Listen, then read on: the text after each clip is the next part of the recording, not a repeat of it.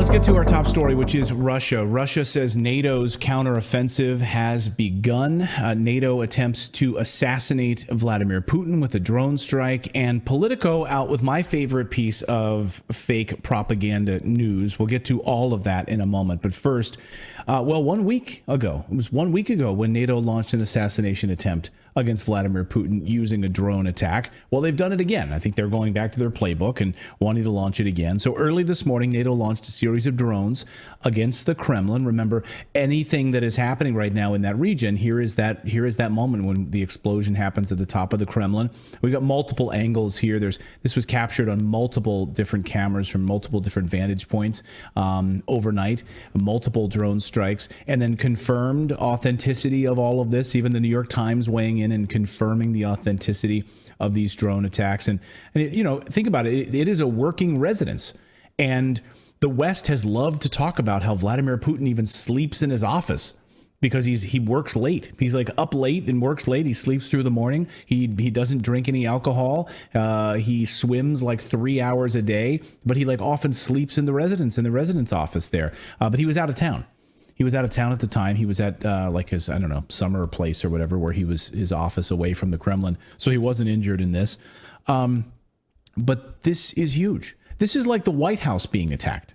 I mean, there's no two ways to slice. This is like the White House coming under attack by a drone strike. Even though the footage itself doesn't look like there's much of a dent made, but it's still very, it's terrifying when it's inside of a state residence. Well, you bring up a good point, which is about like the damage from this. Now, Russia says that it stopped these, or it foiled these drone attacks. At least several were due. Right. So we're on their way. Now, did they foil them in some sort of an EMP strike where they then kind of fell out of the sky and onto the target and didn't explode? They didn't rain down any ordnance on the target? It's hard to say. It did explode.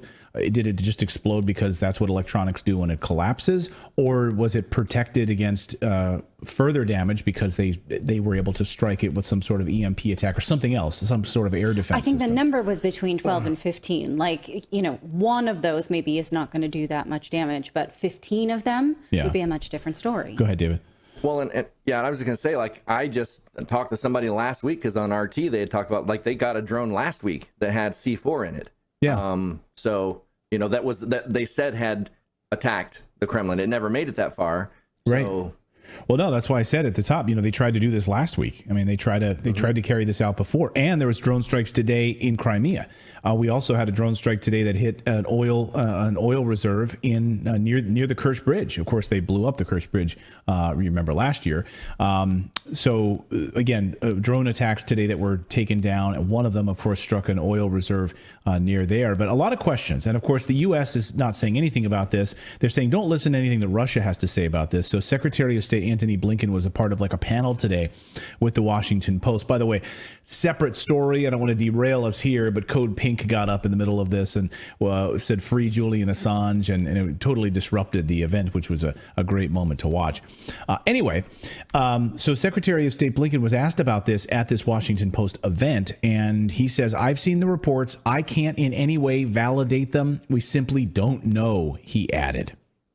I would take anything coming out of the Kremlin, he says, with a very large shaker of salt.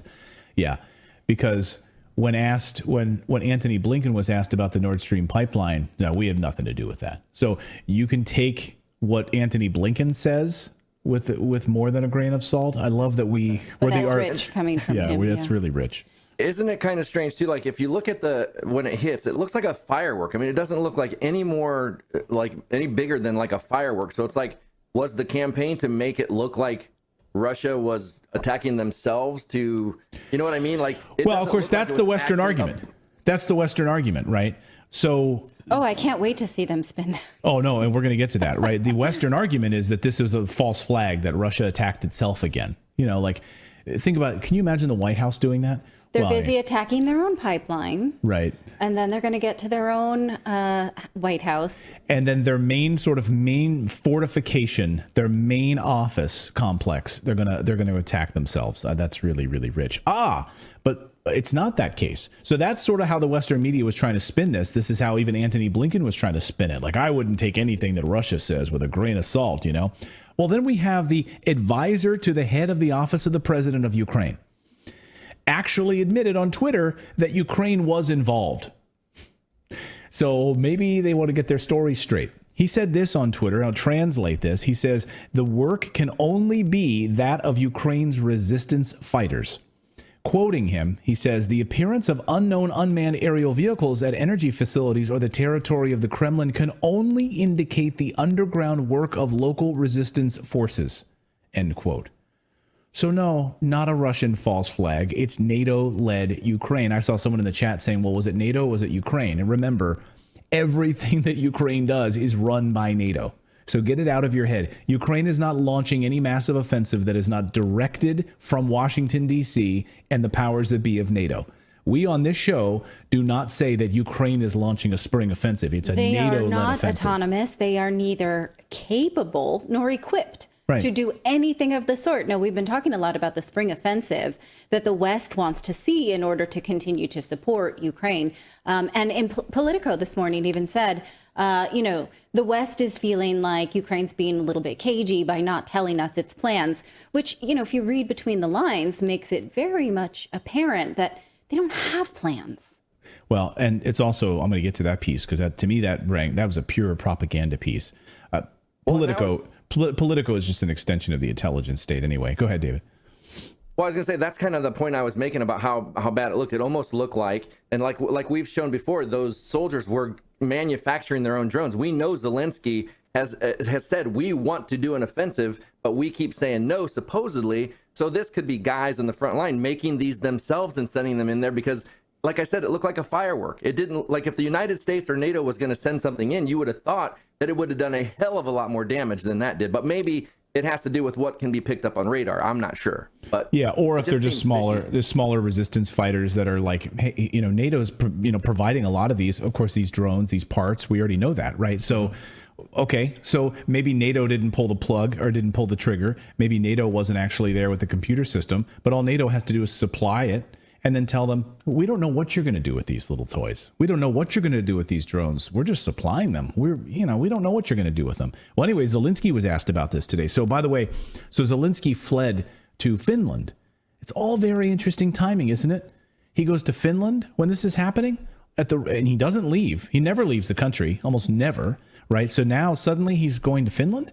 Anyway, he addressed this and was asked specifically about this. Did you guys launch an assassination attempt against Vladimir Putin? And here's what he had to say. Watch. We don't attack Putin or Moscow. We fight on our territory. We are defending our villages and cities.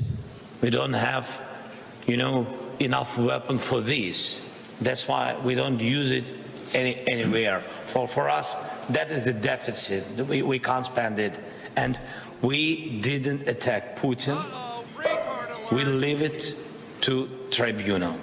We leave it to the tribunal. We didn't attack Putin. We don't have the weapons. We don't have any of those materials. I'm here right now in Finland just begging for weapons and NATO's protection. Right. So the Ukrainian post office almost immediately, once again, just like they did with the Kerch Bridge, released a commemorative stamp. This is according to the Kiev Post. So this is from the Kiev Post is reporting this about the Ukrainian post office. Ukrainian Postal Service announced the launch of a new stamp after the night attack on the Kremlin. Like a radio. And look at the fire. That's like way bigger than it even was. Right. So, who knows? And we haven't verified the authenticity of this yet, but within minutes, the Postal Service for Ukraine launched their commemorative stamp on the bombing of the Kerch Bridge. So how do you manage to create a stamp, print it, and then create a large version of it, put in front of the post office so that people can come and take selfies with? Because that's exactly what happened. So in Crimea, and they, of course, at the time labeled it a false flag operation. So they labeled it a false flag, but then the Ukrainian post office victory lapped it. Also had a postage stamp ready to go and printed almost immediately. But we didn't do it. But we didn't do it. Russia blew up their own bridge, apparently, just like they attacked their own Kremlin. Okay, which is it's also not like, hilarious. and the thing is, like, That's not something you can do that quick because that's not like clip art. You just go in and find, oh, here's clip art of this fire behind the Kremlin. Right. Somebody had to design that. Right. Yeah. So, Yeah, you had to have a designer with the post office, like, a nighttime attack with drones on the Kremlin. Like, they knew this was coming. A provocation, a clear provocation. And so I don't think Russia will be rash and stupid with this. This is exactly what NATO wants, of course. When you try to carry out an assassination attempt, you hope that there's like a hothead that's going to suddenly launch a massive response attack. But that's why NATO got their guy out of there. So they made sure that Zelensky was not in Ukraine. They got him out of there ahead of time. All of the timing of this, like if you're calling this a false flag operation, you're an idiot. So they got him out of there ahead of time. He's in Finland, right, which is a new NATO country. So if you want to protect your guy, get him out of Ukraine right now because of what Russia might do in response to you attacking the Kremlin. Put him in Finland, which is where he is. And this is according to the New York Times. Ukraine's President Volodymyr Zelensky is in Finland today on a rare trip they call it, outside of the country. So he gave a press conference. I played a bit of that press conference just now. So this was planned, of course, ahead of time. And then we learned this afternoon, according to Spreiter, who's a journalist, immediately after the Kremlin's statements about the attempted use of a drone, Finnish television is now reporting that Zelensky is going to stay in Finland longer than planned. Oh. Huh. That's interesting. You guys have any bunkers? Right.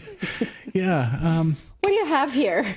Do you have a bed and breakfast I can go to that's a little available right now? Because I'm thinking I'm going to stay here for a lot longer. It may not be so It's safe like for me to go. it's like having an extended sleepover. Like, when you have your friends over like on Friday night and you'd be like, Mom, can they stay at Saturday too? Yeah, can I stay over longer? We're going to go to the movies. Also, we're going to go watch Goonies again. I mean, if you look at what happened, right? If you look at what happened, first of all, the drones do appear to be Ukrainian drones from what I have understood. The make and model of the drone is a Ukrainian drone. Second of all, you have this right here. Amid Zelensky was literally in the middle of denying that they launched a drone attack on the Kremlin. And as he was doing this, another Ukrainian drone was shot down by Russian air defense in Crimea. Okay, so as he's literally saying, oh, we don't attack Russians in Russia. We fight the battlefield on the battlefield here.